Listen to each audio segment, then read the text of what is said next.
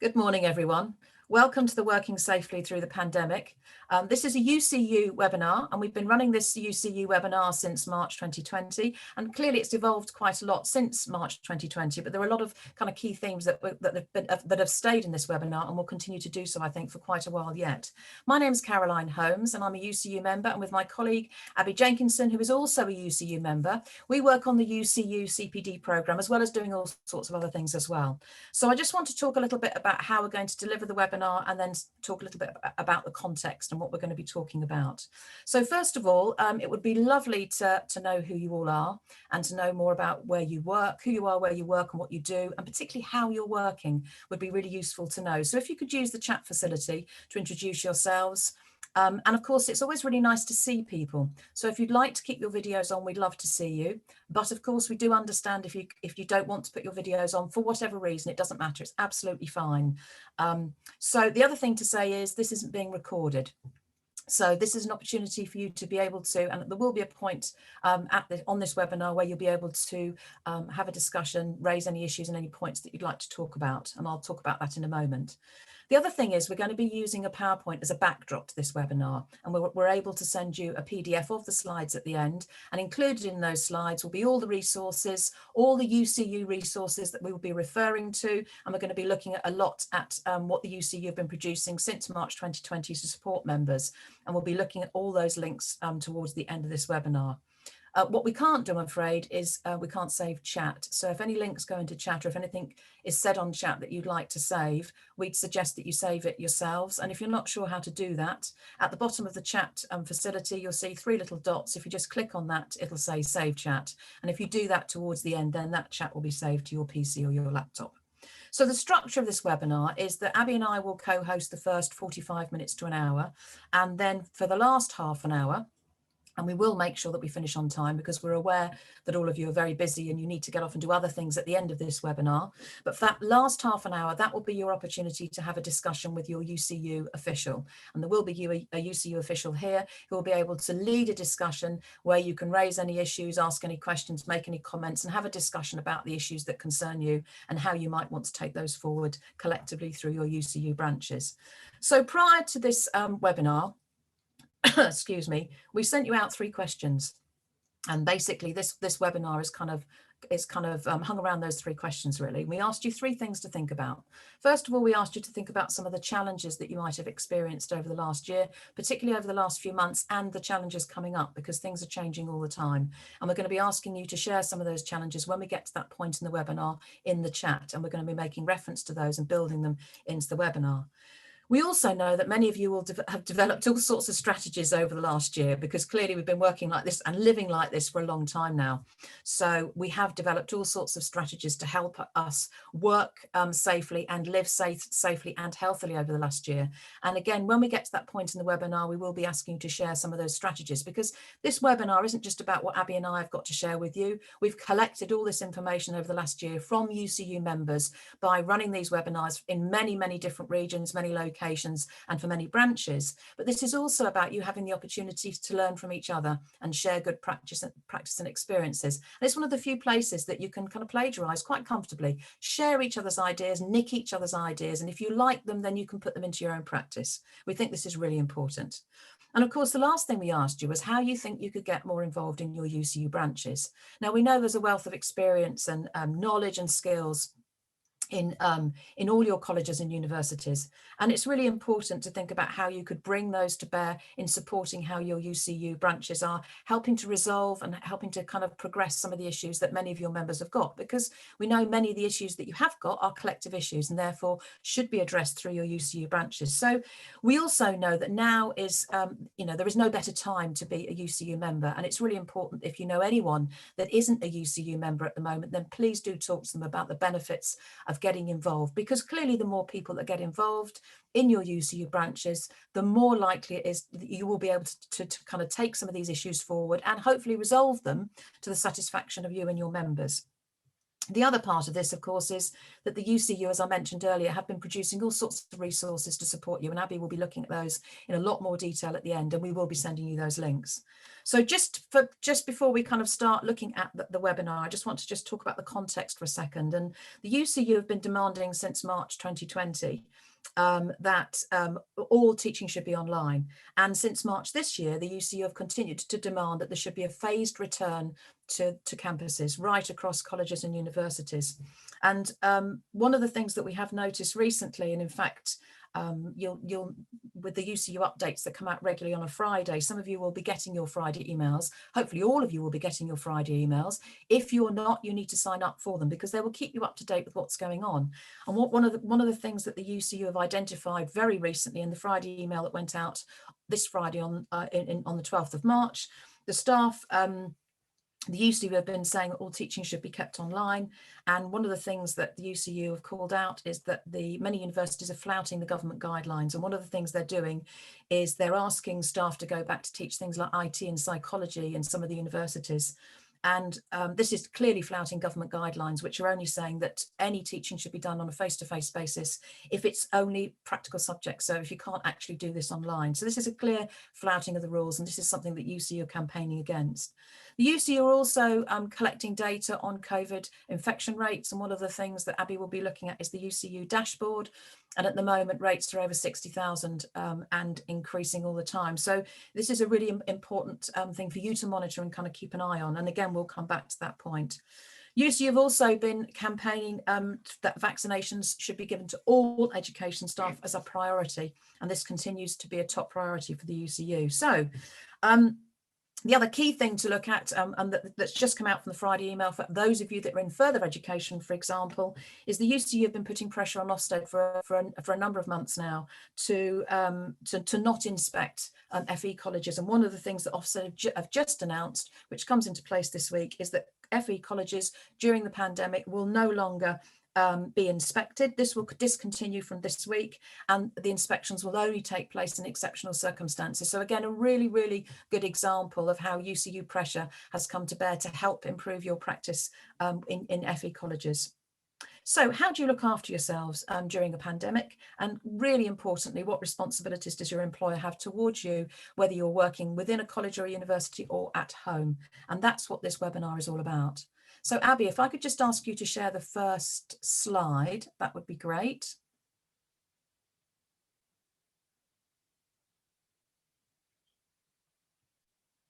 Brilliant, thank you very much. So this first slide, this is an infographic. This infographic is another brilliant infographic that UCU staff have produced. And the key points on here we will be addressing throughout this webinar. So we will come back to these key points. This poster can be downloaded from the UCU website. And I think it went out actually on the Friday email last week. It's a really good poster. You can put it up if you are indeed in any of your colleges and universities, but also you can send it around to your members as well. So clearly the little box in the middle there is full of information about organisations that you can go to for information, further resources, and you might know members that need support, which clearly is really important. So Education Support, which is the fourth organisation down there on the list, just want to highlight that organisation. It's a charity. The UCU is affiliated Education Support, and they provide resources and materials to anybody working in education, regardless of what they do. And because the UCU is affiliated to Education Support, members, all UCU members have access to all that information. And one of the really important things that they offer is a free helpline, 24 hours a day, 7 days a week, that you or if you know any other members who may need to use that, excuse me, confidential helpline, then please do point those members to that organisation. So I'm going to stop there, and I'm going to hand across to Abby, who's going to take the first part of the session. Thanks very much. Great, thank you, Caroline. That was a fabulous introduction and has set the scene perfectly. So thank you very much for that. So I'm going to look at the learning outcomes for the session, and then I'm going to progress and look into a bit more detail some of the challenges that we've identified, you've identified over the past year, and you'll also have an opportunity to discuss those in the chat as well. So I think the umbrella introduction, I think, to this slide is to acknowledge, and we do have to keep acknowledging this, that our mental health, everybody's mental health, has been affected by the pandemic It has been an unprecedented period of time. Everybody, no matter where they work, how they live, has been affected. Their mental health has been affected. And we do need to keep acknowledging this, particularly with our employers, who sometimes conveniently are trying to forget about the fact that we are living through a pandemic. So we absolutely do need to acknowledge that mental health for everybody has been affected and will continue to be affected.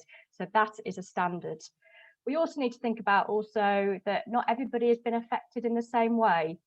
And I think because we have been so isolated and we've been working in silos, many of us, not really communicating laterally with colleagues, I think it's very easy sometimes to forget that other people, for them, they're living a very different life to you. So another thing that we need to acknowledge is everybody's experience of the last 12 months has been quite different, and what you might have found a challenge, other people might have thrived, and vice versa, which is another reason why this webinar is so useful. It's a fabulous platform for all of us to connect with each other and to remind ourselves that actually this has been felt quite differently for different people, according to how they live, where they live, how they're working, who they work for, and everything that kind of influences their life. So two things I think to acknowledge.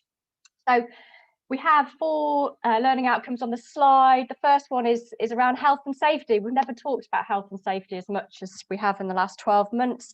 And part of this webinar will give you the language, lots of language around health and safety. Caroline will go on to look at some of the legislation, some of the key terms that we can use when we're challenging practice within our workplaces. So lots of language to empower us and educate ourselves around health and safety and the responsibility of our employers to make sure we are okay, and we will continue to be okay, and we shouldn't have to apologize for this anymore, because this is part of what they should be doing. Second part of the slide, the second learning outcome, to identify some of the challenges. As I've already said, they will be different for different people, but there may be some uniformity in those challenges as well. So whether we're working from home and continuing to work from home, whether we've been working partly face-to-face, in-person teaching, or doing a support role within education, or we've been completely face-to-face throughout this time, and we do know some UCU members have been. So no matter how you've been working or how you will be expected to work in the next 6 to 12 months, what are some of those key challenges? Number 3 on the slide, be clear about what support you can expect from your employer. Absolutely, this is a trade union webinar, so that's what we're all about. We're about working with our employers, but also reminding them about their responsibilities and their duties under the legislation, etc. And number 4, identify support available from UCU. Caroline's already mentioned lots of support that's available, and I will show you some web links, etc. At the end. And you may have also been experiencing from your own branches, your own workplaces, that local support that we know many UCU branches have been working tirelessly over the last 12 months to provide. Okay. So why is it so important to look after our health? Well, we're all clever, well-educated people. I think we know it's really important, but the purpose of this slide is to remind all of us that we need to be just mindful of our health and our mental health, and to maybe just take a pause and time to reflect and think about, okay, am I okay? Are the people around me okay? We've lived through a pandemic. We're continuing to live through a pandemic. It's a very scary time. There was a phrase that was coined right at the beginning called to describe this kind of backdrop of anxiety, called global anxiety. And I just think it's really important. We think it's really important not to forget about that. It's been a constant. It will continue to be a constant for as long as it's around. So that sense of anxiety can trip us up at times. It can trip us up when we least expect it.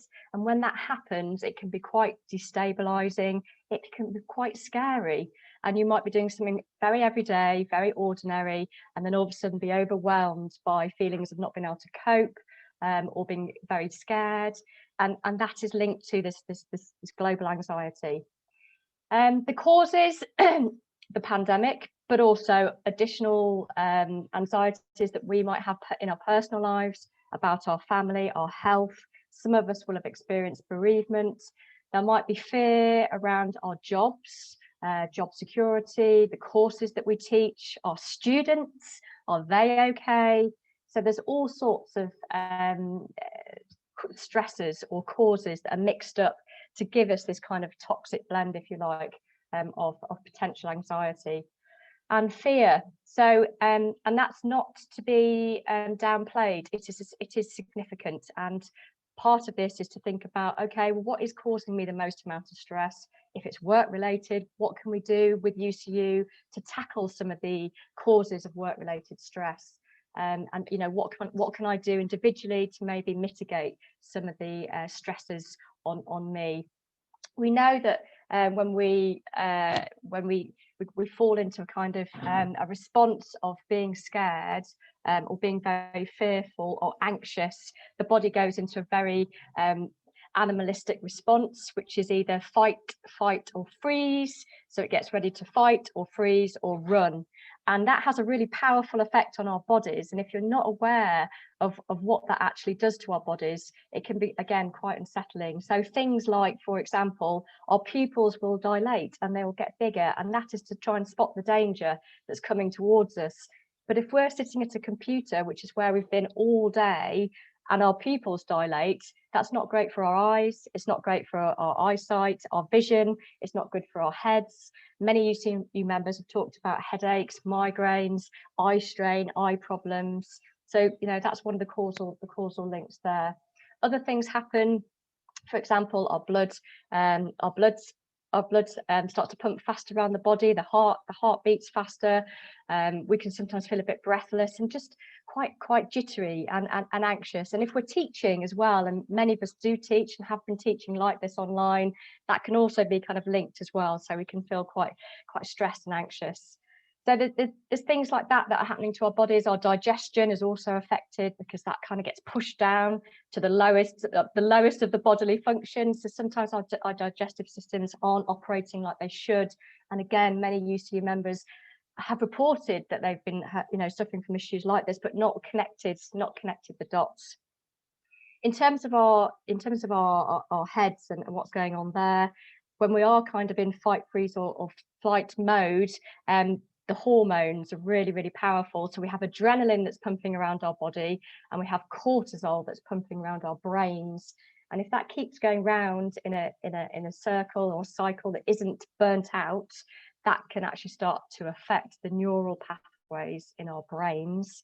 And long term, you know, or semi-long term, that's when the damage can start to be felt in terms of our decision making, our perception of the world, our ability to cope, manage, etc., etc. So it's all quite serious stuff, and anyone who has ever experienced stress or anxiety will be able to tell you as much. So it's important to be aware of all these things, the effect of all of that on our immunity, on our ability to sleep, our ability to do our jobs, our ability just to cope.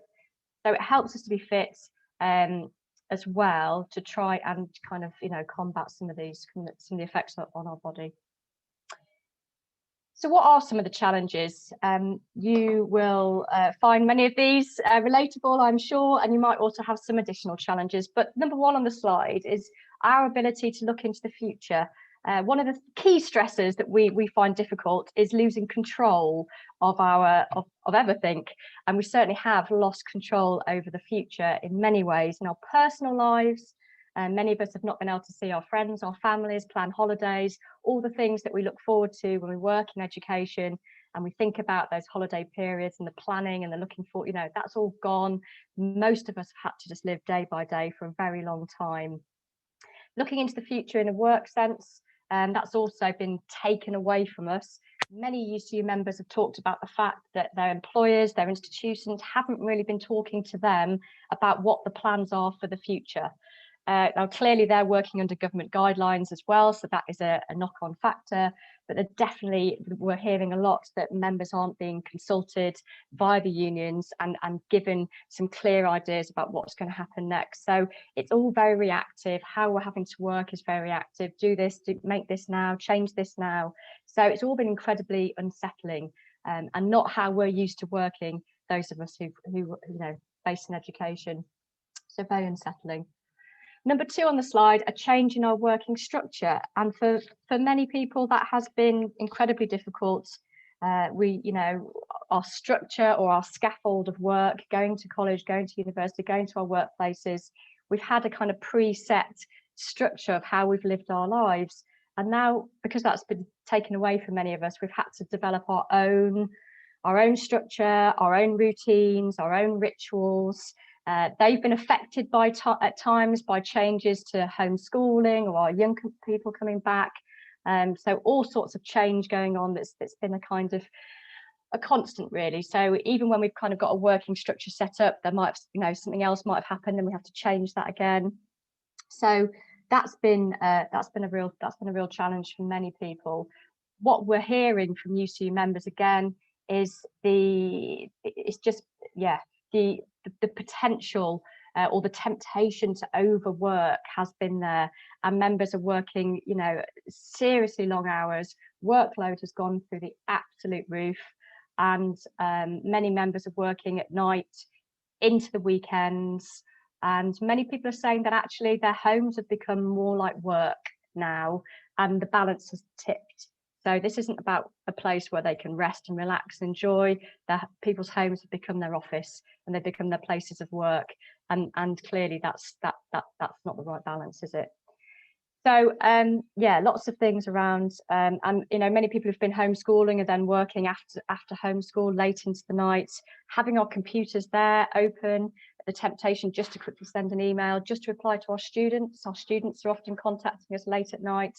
So a real blurring of boundaries, really long working hours, and an expectation to work those hours as well has been a real problem for many UCU members. And we have our campaign, It's Our Time, which Caroline will tell you about in a second. Number 3, loneliness and lack of human interaction. Again, a huge challenge for everybody. And even people who live within a family unit or live with other people doesn't mean they haven't been lonely. So I think we have to think about that as well. We also sadly know that the incidence of domestic abuse and violence has gone through the roof. So for many people who've been stuck at home, it's not been a safe place to be. And for many people actually having to work at home in a confined place with other people who are living in a dysfunctional way, actually being at home has not been okay for many, many people. Lots of us have missed our interactions with our work colleagues. So like that, the incidental, like, hi, how are you doing? How was your weekend? Many of us have really, really missed that. We do need that. We are social creatures. Most of us, many of us are more sociable than others, but we like the interactions, the incidental everydays with our work colleagues. We need those interactions as well to help us deal with workplace issues. Some of those more complex problems, whether it's dealing with students or, I don't know, anything that you found tricky or complex, you haven't got the ability just to chat to someone near you at work that you might have talked over a problem or an issue. So we're tending to keep that all to ourselves. And again, that's adding in another additional layer of stress. And we're in our homes as well, so it's all coming into our homes, and all the difficult stuff with work. We're not able to kind of share it and kind of, I guess, work through it like we would in a normal way. Poor health habits is number 4. I mean, there are many things that we could talk about here. Not eating the right foods, drinking too much, drugs and alcohol. But also from a work perspective, how we're working has also had an impact on our health. Where we're working, what do we have in terms of our equipment? Is it the right equipment? We were never designed, laptops were never designed for us to work on long term. Laptops are short term devices. What's been happening is many of us have started working like this, and we've developed things called tech neck and upper limb disorders because we're working in a way that hasn't been properly assessed. We haven't been given the right equipment, and we've started to actually damage ourselves. Another impact of how we've been working is we've been sitting down too much. Many people talking about back issues. We've not been getting outside enough. We've not been getting enough fresh air. We've not been getting enough daylight. All of this stuff is so important for our brains and our bodies to help us sleep. So many people are talking about, the impact on their sleep and not sleeping deeply or not sleeping long enough. And it's all interlinked with how we've been working, too sedentary, too indoors and for too long periods of time, and not moving around enough and not doing enough exercise. A few more challenges for me before I pass back to Caroline. Managing relationships is up here. It's another key stressor as well in relation to the wonderful world of work. What have those relationships with your colleagues looked like? Have they been supportive? Have you had enough contact with your colleagues? Is a question mark here. Another key question mark is, how have you been managed? Which, from a trade union perspective, we're very interested in. What has that managerial relationship looked like? Has it been supportive? Has it acknowledged the work that you've done? Have you been thanked for the work that you've done, for the contribution that you've made? Or actually, has that relationship been quite micromanaging? Has it been quite bullying? Have you felt harassed at times? What has that relationship felt like for you? So relationships is a key one with work, as well as what's going on in your home life, which is a slightly separate thing. 6 and 7 on my slide are linked, really. 6 is the technology issues, so bandwidth. Have you got the right equipment? We've been hearing from some UCU members the expectation that they provide their own laptops, their own equipment, but with that, they're not getting any IT support because their own kit is not compliant with the university IT systems or the college IT systems. That is not okay. You need the tools to do your job. So that is something for UCU to take up on your behalf, to find out exactly what kit you've got. Does it work? Is it compliant? Have you got IT support and everything that you need to do your job properly? And the skills. So what learning have you been encouraged to do? Has that learning and training been done in your work time? We're also hearing from UCU members that yes, training is available, but you've got to do it in your own time. That is not okay. Learning, training, development for you to be able to do your job, to learn new skills, new software, whatever it is, new platforms, part of your contract of employment should be in your contractual hours, and allowances should be made for that training development, and it should be deemed as that important to be part of your working day. Again, another role here for UCU to maybe pick up collectively if that hasn't been happening where you work. Number 8 on my slide, the future of work. What is work going to look like? What is your employer saying to you about the next chapter, about going back to work? Caroline's already mentioned that the flouting of some of the rules from universities already, expecting people to come back to in-person teaching when actually it's too early and there's no necessity to do so. So what does that look like for you? What is UCU locally doing to challenge some of those messages, some of those expectations? The future of work, I mean, there's bigger questions there, isn't there, around the futures of our profession, our subject areas, our departments. We've seen lots of redundancies, sadly, already happen throughout UCU colleges and universities. We do have a campaign called Fund the Future, which I'll show you at the end, to try and push back at some of this corrosion of some of our jobs. There was a really interesting report in the paper at the weekend from lots of mental health charities who were talking about how this next chapter of returning to in-person work needs to be managed very carefully by employers, for the obvious reason that many of us are going to be really, really anxious about lifting of restrictions. And actually, yes, there's going to be a lot of anxiety out there, a lot of fear about returning to interaction and mixing again with staff, students, colleagues, etc. Thanks, Caro. I'm going to stop sharing. Great, thank you very much, Abby. That's brilliant. That really kind of sets the scene.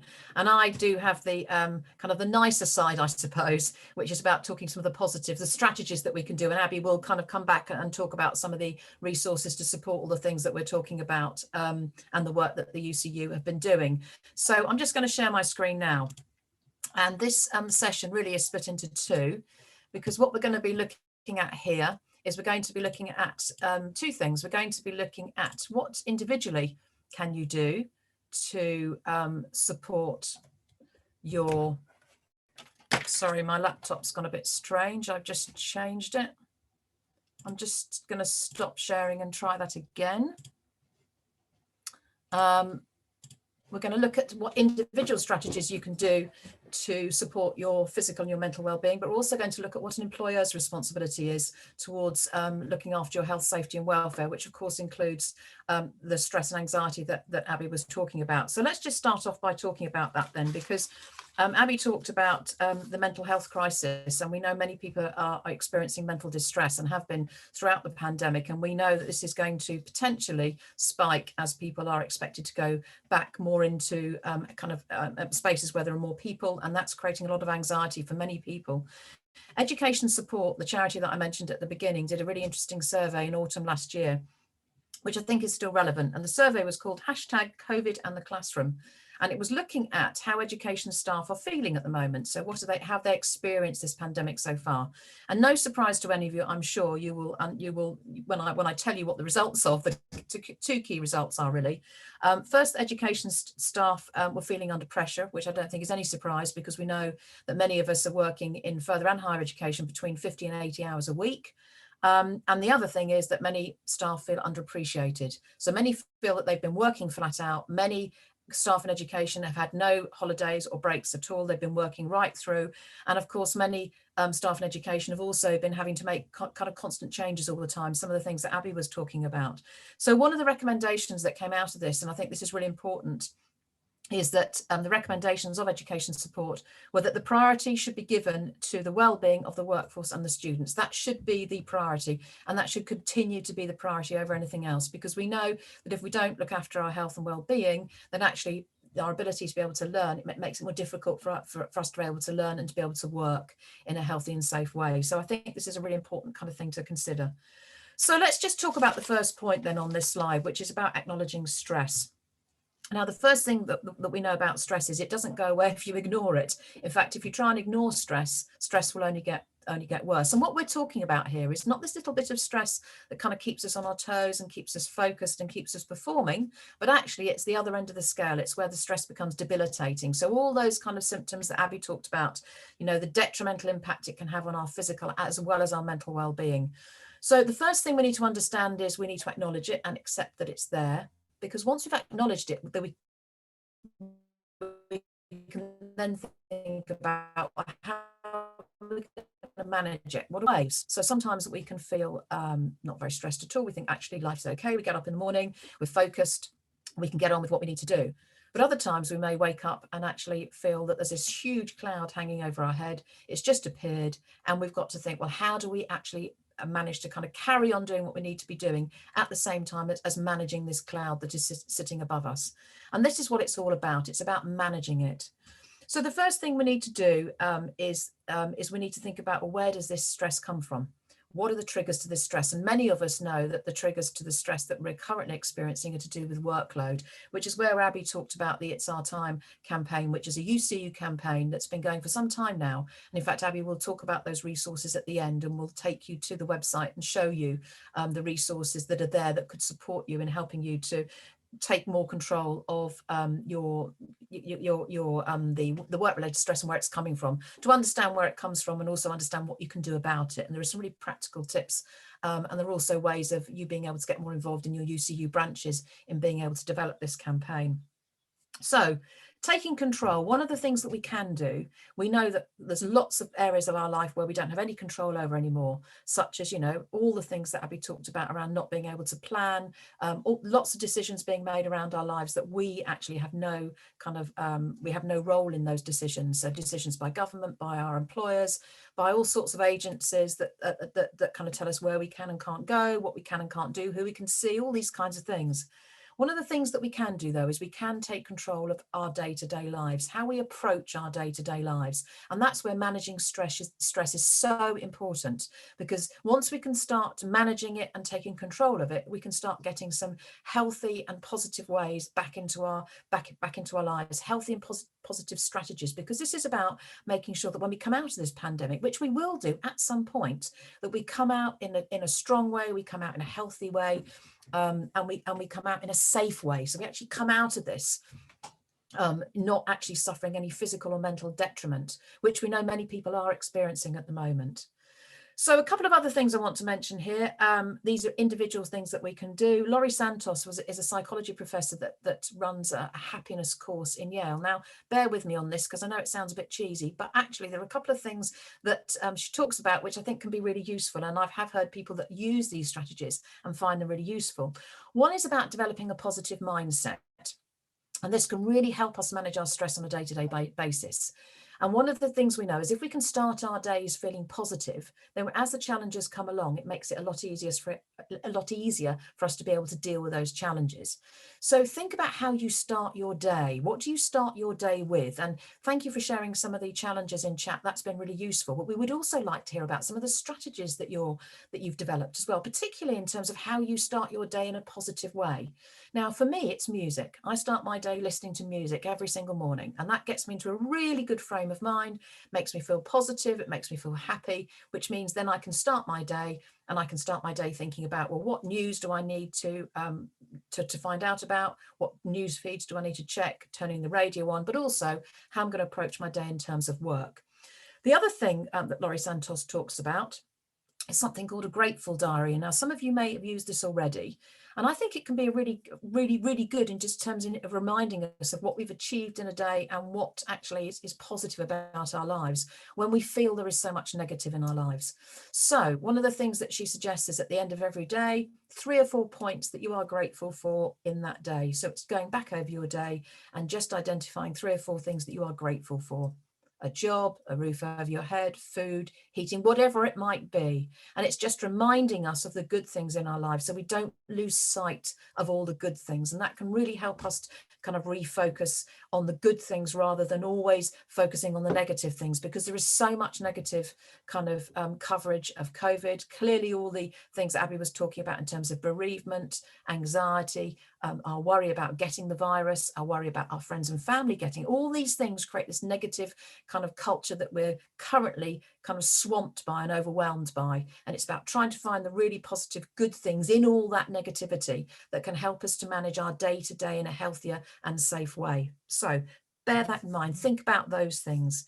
The other thing we know, and this is a really interesting bit of research that's been done by smilecenter.com. Again, some of you might have heard of this before, and it's about laughing and smiling therapy. Again, some of you might have heard this before. Laughing, smiling, dancing, all these things, exercise, all release endorphins into our bodies. And of course, endorphins are these happy drugs, these chemicals that go into our body to make us have this great sense of well-being. Now, you don't have to run a marathon to release endorphins into your body. Actually, you can smile, you can laugh, you can move around and dance. That can help release those endorphins. Because the other thing that endorphins does, which is really positive, is it reduces the cortisol. So it reduces the levels of cortisol in our body. So if we're feeling stressed, and as Abby talked about earlier about cortisol, it's a stress hormone that can be released into our bodies when we're feeling an excessive amount of stress. One of the things that laughing and smiling and all these things can do is the endorphins can come into our body and it can reduce those cortisol levels, so it can bring those stress levels down. So simple changes can make quite big differences. So think about some of those things. And of course, please do share any strategies. As I've said, it would be really good to hear what you've been doing. So let's move on to routine then, the second point here, because we know that developing a routine is really important, and it's about developing a routine that works for you. Now, let's talk about this in kind of 2 things. We're talking about a kind of daily routine, which is important, but also weekly routines, because, our days and our weeks are moving pretty quickly. And actually all of us are kind of developing routines in some form or another. But are they good routines? Are they healthy routines? And are they useful routines that are helping us to stay healthy and fit? So let's talk about the importance of routines. Routines can help us. And one of the things we know that many UCU members have been talking about over the last year is how important it is to start the day off with a routine of sorts. And that can be getting in your work clothes. It can be getting up every morning, going for a walk. It can be doing some exercise. Many people are joining kind of online exercise routines in the morning before they start their work. How do you start your day? Because having a start to your day means you also need to have an end to your day. And this will help us to create some boundaries between our work and our home lives. And that's really important when we know that so much of our work life is kind of leaking into our home lives. So many of us are working in the evenings, and we're not really getting a break from our work until perhaps short breaks at the weekend, which is not good and it's not healthy. We actually need to be developing routines that create healthy and safe work environments for us on a day-to-day basis. So let's talk about breaks then, because it's really important. And again, something Abby mentioned around upper limb disorders, tech necks. I was working with 2 members the other day that both had RSI kind of last year, which has now come back because they're now working excessive hours. And once you get things like this, it's very difficult to get rid of it. And any of you will know, if you're health and safety reps on this call, for example, you will know how important it is to intervene at the first sign of something not happening, or even, you know, identifying something before it happens to make sure that it doesn't happen in the future. So it's really important to put good practice in now, and 40 to 45 minutes, which is where we're at now roughly, is the optimum amount of time that we should be sitting still and staring into a laptop. So at 40 to 45 minutes, we need to be moving around. We need to be stretching, moving our shoulders, standing up, and potentially doing kind of 3 or 4 minutes walk wherever we can. And if that can be outside, even better. So regular breaks are really important. We know people who set their alarms on their phones so that every 40 to 45 minutes they get up, and it's a good reminder to get up and move around. And don't wait for the weekends, you know, to start thinking, oh, I'll catch up and do it at the weekend. Actually, you know, it's about regular good practice throughout your day and throughout your week that's going to prevent you from getting all these upper limb disorders and all these issues. And of course, we know that if we feel physically fit and better, then we're going to feel more mentally fit as well, because these two are intrinsically linked. And it is important to kind of just remind ourselves of that. Let's talk about the ergonomics of our workstation. And again, Abby at the end is going to look at a resource that the Health and Safety Executive have put together. And they are the body that oversees the implementation of health, safety and welfare legislation in this country. And they've put together a really good little video and some information about how you can set up your workstations. So think about how you set it up. Many of you may well be working on kitchen tables. I've been working with members who have been sitting on beds doing their work. It's about thinking about, you know, the best way that you can kind of work long term that's going to be healthy and sustainable for you, and thinking about where you do it and how you do it is really important. So your setup is key. Another thing that can help your work-life balance is removing yourself from being able to see your work. And there was some really interesting research done last year about the importance of not seeing your workplace and not seeing your workstation. And one of the things that you can do is if you're working on a kitchen table, or if you're working in a living room, you're working in a shared space, you haven't got a dedicated space, and most people haven't got a dedicated workspace, is get a work box where at the end of each day, you pack up all your stuff, you turn your laptop off, you cover your computer up, and you put all your work stuff in a box and you put it out of your eyesight. Because we know when it's in your eye line, you're much more likely, all of us are much more likely to go back and think, I'll just do that extra email, I'll just do that extra, finish that report off so I haven't got to do it tomorrow. And before you know it, it's 9 o'clock at night and you haven't actually had a break and you haven't relaxed. And of course, the final point I want to talk about here in terms of a routine is having regular access to nature. This is really important. There was some research done at Birkbeck a couple of years ago. It was a happiness project that some of you might remember. And the two top things that were really important in terms of giving us a great sense of well-being. The first thing, of course, is face-to-face communication, which I'm going to come to just in a moment. And the second thing is getting regular access to the outdoors, going out, going outside, just standing outside, walking outside, breathing the air, looking around you.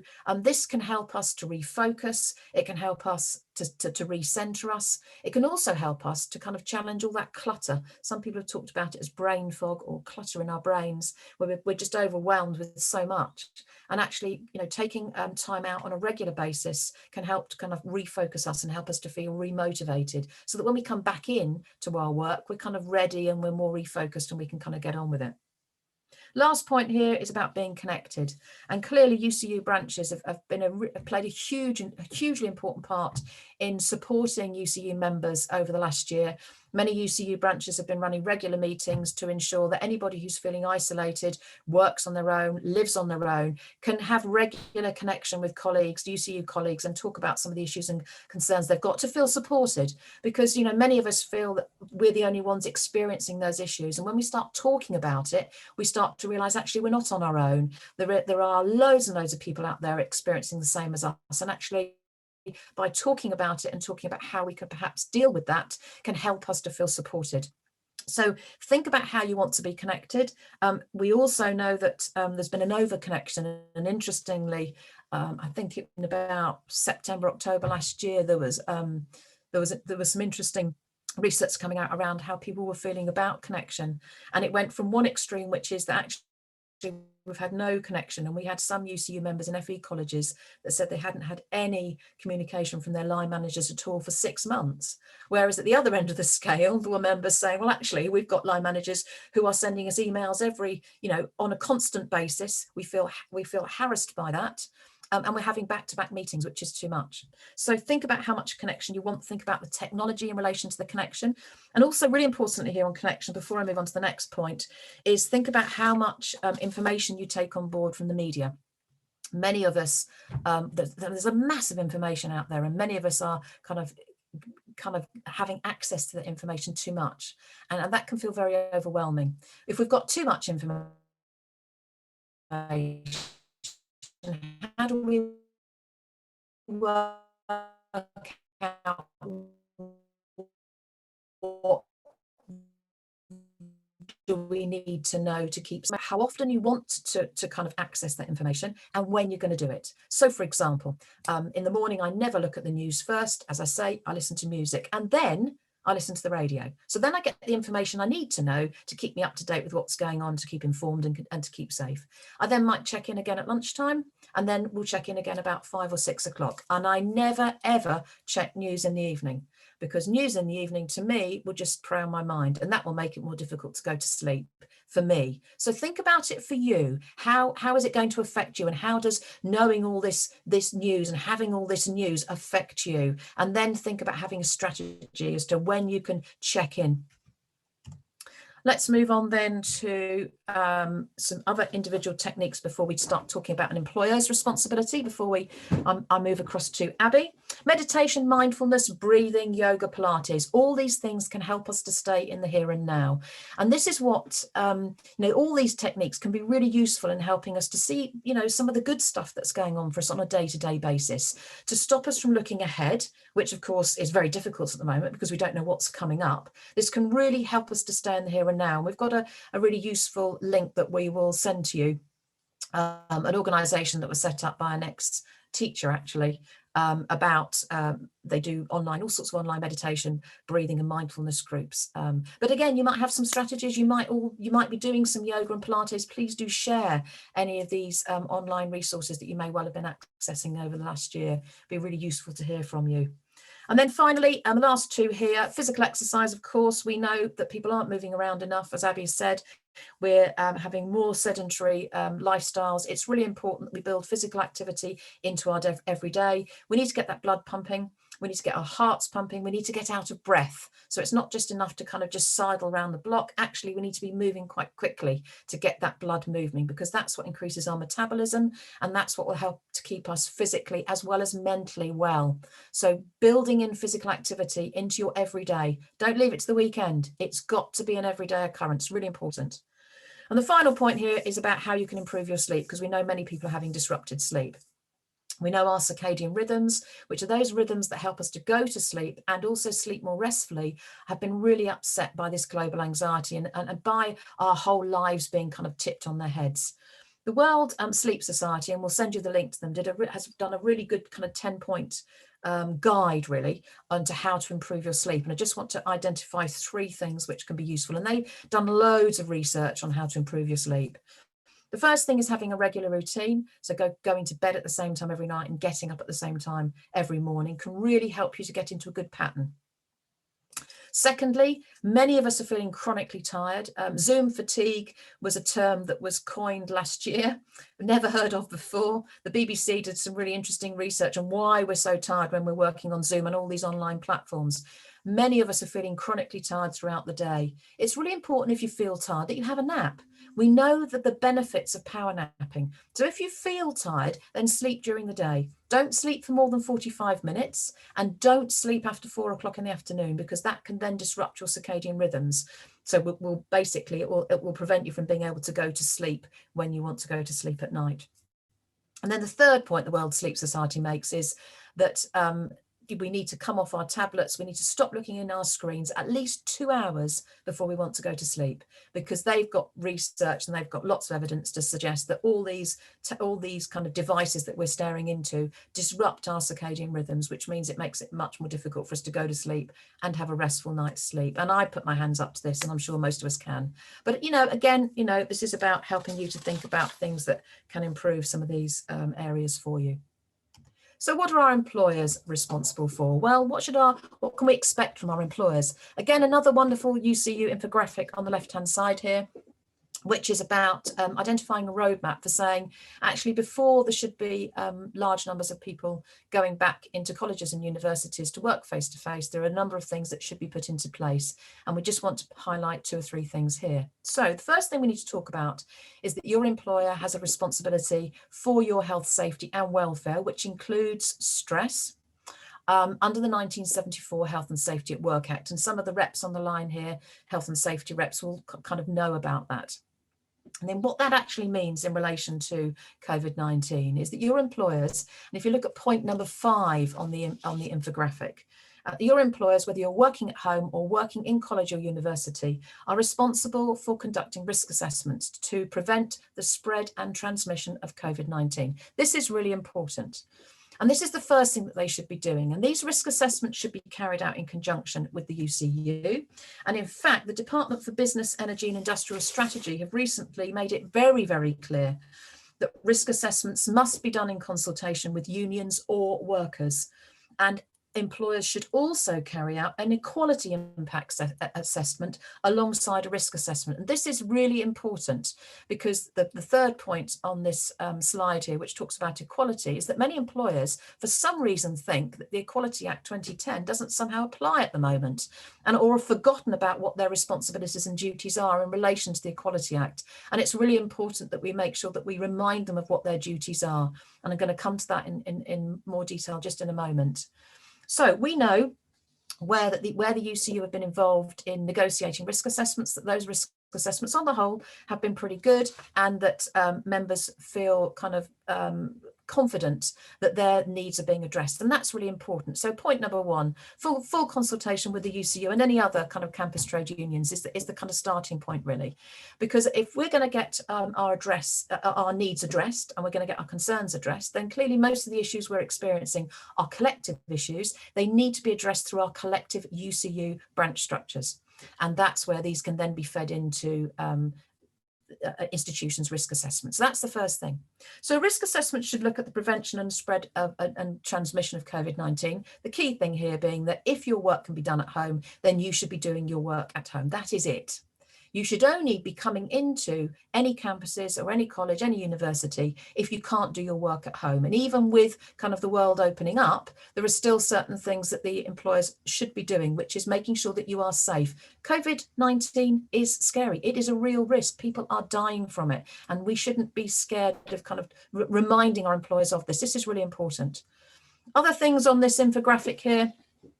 This is what this says is it's called a hierarchy of control, which means that the first thing that an employer should look at is, can you do your work elsewhere without you actually being exposed to COVID-19 at all? If you can't, then other things can be put into place as to support you in being able to go back to work and feeling kind of confident that everything's been done. And that will include things like 2 meter social distancing, point number 7, test and trace, point number 6, publishing infection rates, so identifying infection rates and publishing them, face masks, sanitizing stations, and of course, excuse me, we all know now that aerosols are the key way that COVID-19 is being transmitted. We know aerosols are invisible droplets that come from our lungs. They don't come from our mouths or our noses. And they're more likely to spread, and they can spread for further. So ventilation is clearly a key issue here as well, which needs to be discussed. in a collective way through your UCU branch structures. I'm going to move on now, and I'm going to look at equality, because as I've said, we've heard some quite worrying stories about employers just kind of ignoring the Equality Act, and it's really important to remind them of their responsibilities.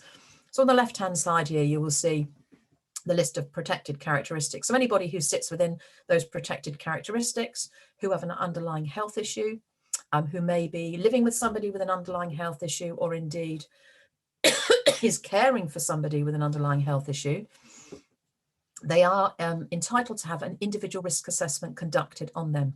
This should be done in conjunction with their UCU rep. This should also be done in conjunction with them as a member. So members should be involved in that process. The UCU have put together some really good templates which they have given to branches, and Abby will be showing you these at the end. And these are templates where members who, if they feel their risk assessment isn't adequate, or they don't feel confident about going back into work because they don't feel that their needs are being addressed in that risk assessment, then those members can challenge those risk assessments. And there are template letters that branches have got to help members to challenge those risk assessments. And it's really important employers are reminded of what their responsibilities are under the Equality Act 2010. So I'm going to move on to the last part now, because we're almost out of time here, and we want to make sure that we do stick to time to give you plenty of time to have your discussion. So the UCU campaign on We Stand Up for Safety at Work, Abby will talk about in a moment.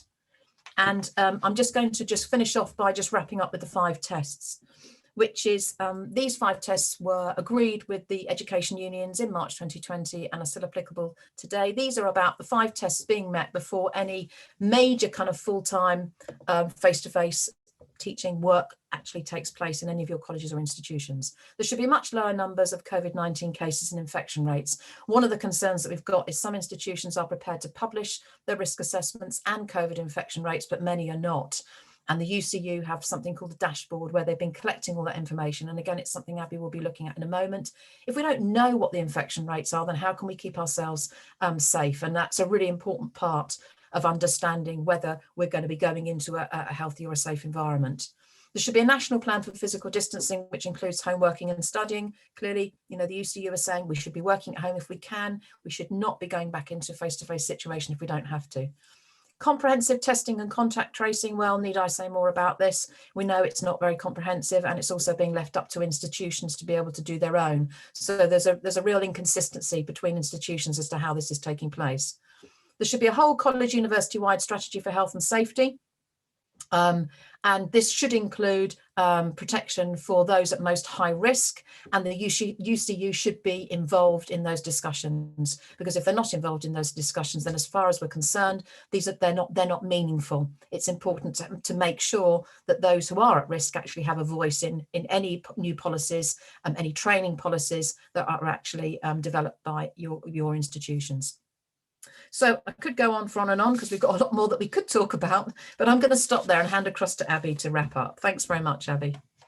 Thanks, Caroline. That was absolutely brilliant. So much information there. Rich in info. I'm going to try and enhance that slightly by giving you some websites for you to have a look at after the webinar, so you can do your own research and share info with other people, etc. etc. So just for a few minutes, I'm just going to walk you through a couple of these. This is the UCU homepage on COVID-19. It is full of information. All I'm going to do is show you a few key documents. But it's worth knowing that it's here. The information is constantly updated. So if we go into the Ucu Coronavirus Advice section, for example, you'll see that it has new guidance here. So anything that's been updated will have a new kind of banner on it, if you like. For example, the recent new variant of COVID that came out a few months ago, that gave rise to all of the advice and guidance that UCU are putting out to branches. It all had to be revised because the new variant was more virulent and potentially more hazardous. So all the advice and guidance was revised and sent out to branches. So that's just to give you an example of how quickly it's changing. But this is the landing page. Anything that you want to find out about your employer's responsibilities, whether you're based in further education or higher education or prison education, there is information here about your employer. UCU have done some great work in prisons. We've really pushed back on expectation and of our members working in unsafe environments, and we've done some really great work in prison education. So loads of stuff in here and lots of stuff that we've talked about today. So Caroline, for example, has just talked about the individual risk assessment that should be happening for all of us, but particularly if you're in a high risk group, like you're from a BAME background, for example. So there's some information there. Some key information about mental health, which is what we've been talking about this morning. There's stuff in there about equality, so the equality impact assessments that employers should be carrying out, as Caroline has mentioned. Stuff on disability, how does that affect you if you have a disability, or if you have a disability and you don't want to disclose your disability. So all sorts of questions there. So loads of info. Caroline just mentioned the 5 tests. So we've got information on that in HE and further education as well. Information on the critical worker status that came out a few weeks ago. Also the individual template letters. So if you have got a concern and you are individually worried about being in a higher risk category, you might be pregnant, for example, you might have a disability, there are those individual template letters that can be written and sent with the help of your reps and your branches to raise issues. Yeah, but in the first instance, do talk to your local rep.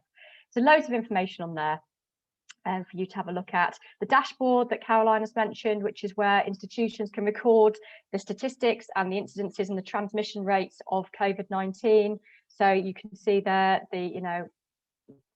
Newcastle is being updated. There we go, as I spoke. So yeah, it's been updated all the time. A lot of that is dependent on data that is sent in from institutions, but also our UCU branches. So do have a look at that.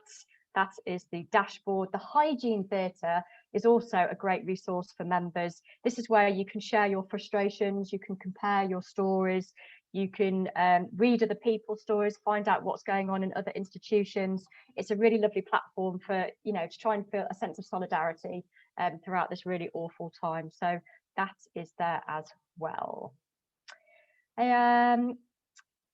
Else I want to show you branch resources. So yeah, the lovely infographic that Caroline just showed you around some of the recruitment and organising, campaigning work that UCU have been doing, all these lovely digital postcards which can be sent, used as backdrops, used in your automated messages, that they've all been developed and designed to try and highlight the issues and recruit and make our branches as strong as possible. We've talked a lot about how we're working. UCU have had this guidance out for a while about working from home and things that you need to consider. Your line manager, your HR should be considering, checking in with you, making sure you're okay. So there's various checklists there, which are really useful documents. The HSE, oh, that isn't it. The HSE, where's he gone? Oh, let's see if I can find it. There we go. The Health and Safety Executive have a really quick little video, temporary working at home, workstation setup, really useful. Send it to other people. Ask your branch to send it out. Again, your line manager or your HR should be checking that you have done this, and they need to be asking you what the outcome is. So that's great. What else have I got in here? Stuff on workload. So we've talked a lot about workload.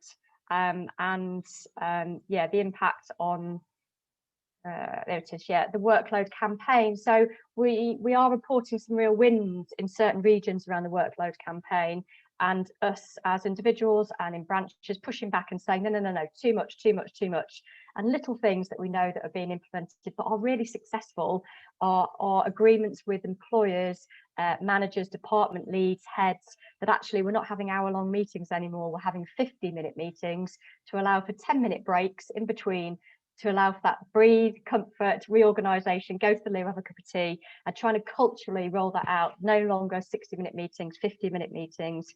Another tangible difference is the automated message. So actually on your email, you have an automated message that gives people your contracted hours, when you can be contacted, your days and hours of working. And sometimes if you wanted to, put in there that you're also the carer of young children, or you're homeschooling, or whatever you want to try and, again, to manage the expectations around your availability. So loads of stuff in the It's Your Time campaign. There's posters, there's checklists around how you can set up a local campaign in your branch, things that you can think about, getting your team together, surveying members, etc., etc. Caroline mentioned the World Sleep Society, some really good info on there, which will be sent around, healthy sleep. She also mentioned the Life Draft, which is the stress-free living transformational tool set up by a couple of teachers, meditation and mindfulness, really lovely. And also education support, which is one of the key charities we'd encourage all members to be aware of and share information about them. They're an amazing support mechanism. They're funded by us. Again, put this onto your automated email, raise awareness, and that helpline is really, really important. Final thing from me, which is a call to arms, really, for anybody who wants to get more involved in UCU and wants to take on a more active role to help out your reps, to help out your branches. If there isn't anyone locally in your department, do you want to get a bit more involved? Do you want to become a rep? Maybe a couple of you together could do it together. So there'll be two of you and you'll have an ally. There's loads of courses on this part of the website around being a rep, being a health and safety rep, an equality rep, also an environmental rep. That's something that really interests you. So we'll send you that information as well. Okay, thanks everybody. Thanks for listening. Hope we found the session useful, and take care, stay well, and look forward to seeing you again soon.